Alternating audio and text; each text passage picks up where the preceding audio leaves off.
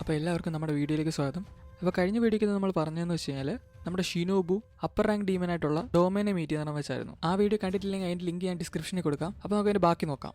അപ്പോൾ ഈ എപ്പിസോഡിൻ്റെ ആദ്യം തന്നെ കാണിക്കുന്ന ഒരു ഫ്ലാഷ് ബാക്കാണ്. ഫ്ലാഷ് ബാക്കിൽ ഷിനോബുവിൻ്റെ സിസ്റ്ററായിട്ടുള്ള കാന ഷിനോബുവിൻ്റെ മടി കിടന്നിങ്ങനെ കരഞ്ഞുകൊണ്ട് പറയുകയാണ്, ഷിനോബു നീ ഡീമൻ ഹണ്ടർ പണിയൊക്കെ വിട്ടേക്ക്, എനിക്കറിയാം നീ ഇതെല്ലാം നല്ലപോലെ ചെയ്യുന്നുണ്ടെന്ന്, പക്ഷെ നമുക്കിത് വേണ്ട. ഈ പുള്ളിക്കടുത്ത് ചോരയെ കുളിച്ചുകൊണ്ടാണ് ഈ പറയുന്നത്.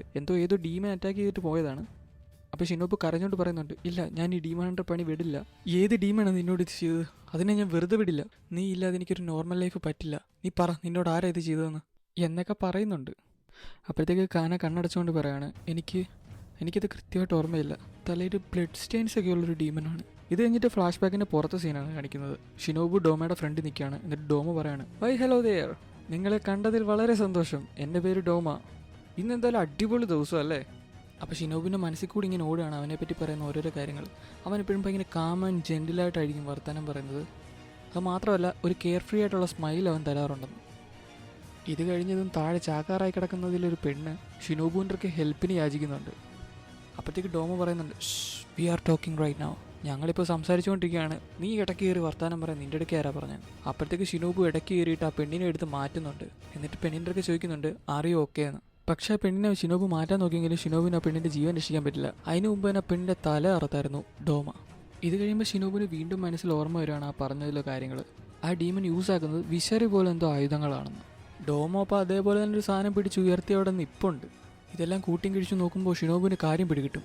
ഷിനോബുവിൻ്റെ സിസ്റ്ററിനെ കൊന്ന അതേ ഡീമനാണ് ഇപ്പോൾ ഫ്രണ്ടിൽ വന്ന് നിൽക്കുന്നതെന്ന്. അപ്പോഴത്തേക്ക് ഷിനോബു ചോദിക്കുന്നുണ്ട്, ഈ പെണ്ണ് ജീവന് വേണ്ടി യാചിച്ച് കരയുന്നത് നീ കണ്ടില്ലായിരുന്നോ? നിനക്കെന്താ ഭ്രാന്താണോ എന്നൊക്കെ ചോദിക്കുന്നുണ്ട്. അപ്പോഴത്തേക്ക് ഡോമ പറയുന്നുണ്ട്, അതെ, അതുകൊണ്ടാണ് ഞാൻ അവളെ കൊന്നു കളഞ്ഞത്. ഇനി അവൾക്കൊരു പെയിനും അനുഭവിക്കത്തില്ല, കാരണം അവൾ ചത്ത് കിടക്കുമല്ലേ. ഡോമ എന്നിട്ട് ചോദിക്കുന്നുണ്ട്, നമ്മൾ ഇപ്പോഴാണ് മീറ്റ് ചെയ്യുന്നെങ്കിലും നീ എൻ്റെ അടുത്ത് എന്തിനാ ഇപ്പോഴും ഹാർഷായിട്ട് സംസാരിക്കുന്നത്? നിന്നെ എന്തെങ്കിലും കാര്യം ബോധർ ചെയ്യുന്നുണ്ടോന്നോ? അപ്പോഴത്തേക്ക് ഷിനോബു പറയാണ്, ബോധർ ചെയ്യുന്നുണ്ടോന്നോ? നിനക്ക് ഈ ഡ്രസ്സ് ഓർമ്മയുണ്ടോ? ഇതെൻ്റെ സിസ്റ്ററിൻ്റെയാണ്, നീയാണ് അവളെ കൊന്നു കളഞ്ഞത്. അപ്പോഴേക്ക് ഡോമയ്ക്ക് ഏകദേശം അവളെ പിടികിട്ടും. ഡോമ അപ്പോഴത്തേക്കും, ഓ നീ ഉദ്ദേശിക്കുന്ന മറ്റേ ഫ്ലവർ ബ്രീത്തിങ് ടെക്നിക്ക് ഉപയോഗിക്കുന്ന വെച്ചാൽ അവൾ വളരെ നല്ല കുട്ടിയായിരുന്നു. പക്ഷെ എന്ത് ചെയ്യാം, എനിക്ക് അവളെ മൊത്തത്തിൽ കഴിക്കാൻ പറ്റില്ല. അപ്പോഴത്തേക്ക് സൂര്യൻ ഉദിച്ചു പോയില്ലേ. അപ്പോഴത്തേക്ക് ഷിനോബു കള്ള കടയാടി മോനെന്ന് പറഞ്ഞുകൊണ്ട് വാളെടുത്തിട്ട് അവൻ്റെ കണ്ണിലിട്ടൊരു കുത്ത്.